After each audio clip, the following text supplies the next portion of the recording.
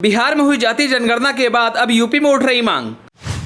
अखिलेश यादव के साथ साथ अब मायावती और कांग्रेस भी कर रहे हैं मांग। 2024 चुनाव से पहले जातीय जनगणना बना चुनावी मुद्दा। अखिलेश यादव ने बीजेपी के खिलाफ खोला मोर्चा।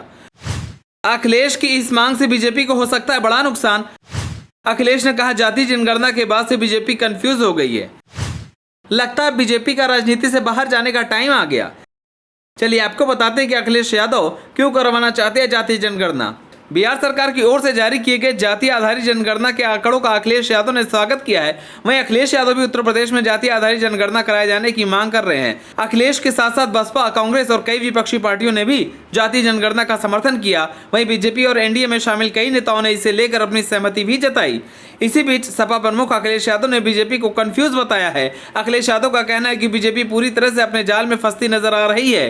दरअसल उत्तर प्रदेश में आगामी लोकसभा चुनाव से पहले अपनी पकड़ को मजबूत और पार्टी कार्यकर्ताओं में जोश भरने सपा प्रमुख अखिलेश यादव प्रतापगढ़ पहुंचे थे, जहां उन्होंने बीजेपी पर निशाना साधते हुए कहा कि कास्ट सेंसस के बाद बीजेपी कंफ्यूज हो गई है। सभी लोगों को हक अधिकार मिले, उनका सम्मान हो, उस दिशा में समाजवादी पार्टी आगे लड़ाई लड़ेगी। इस दौरान उन्होंने कहा कि आबादी के हिसाब से सभी को हक और सम्मान मिलना चाहिए। समाजवादी पार्टी तो पहले ही जाति आधारित गणना के पक्ष में थी। जब कभी भी आगे परिवर्तन होगा तो कास्ट सेंसस होकर रहेगा।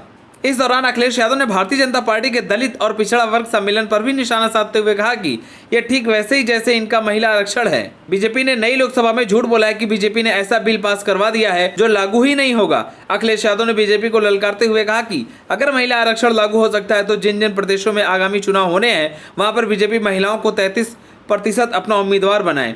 अखिलेश यादव ने इस दौरान महंगाई के मुद्दे पर सवाल उठाते हुए कहा कि आप हमारे वही पेट्रोल के दाम वापस कर दो जो 2014 में थे। क्या पेट्रोल डीजल के दाम की वापसी होगी? क्या बिजली के बिल की वापसी होगी? और इनकी वापसी न कर पाओ तो कम से कम सांडों की वापसी तो कर दो।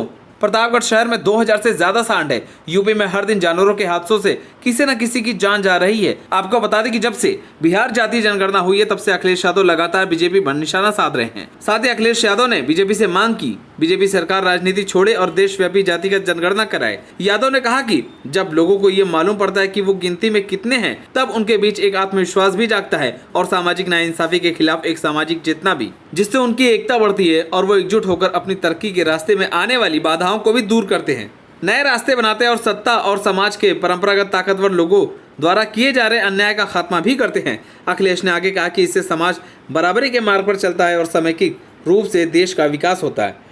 जातिगत जनगणना देश की तरक्की का रास्ता है। अब ये निश्चित हो गया है कि पीडीए ही भविष्य की राजनीति की दिशा तय करेगा। और वही अखिलेश यादव ने ट्विटर अकाउंट से ट्वीट करते हुए लिखा कि बिहार जाति आधारित जनगणना प्रकाशित, ये है सामाजिक न्याय का गणितीय आधार। इसी पोस्ट में अखिलेश ने कहा कि जातिगत जनगणना 85 और 15 के संघर्ष का नहीं बल्कि सहयोग का नया रास्ता खोलेगी और जो लोग प्रभुत्व कौमी नहीं है बल्कि सबके हक के हिमायती है वो इसका समर्थन भी करते हैं और स्वागत भी।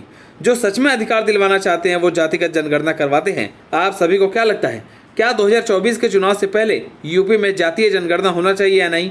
हमें कमेंट कर जरूर बताएं। अगर आप नए तो हमारे चैनल को सब्सक्राइब करें।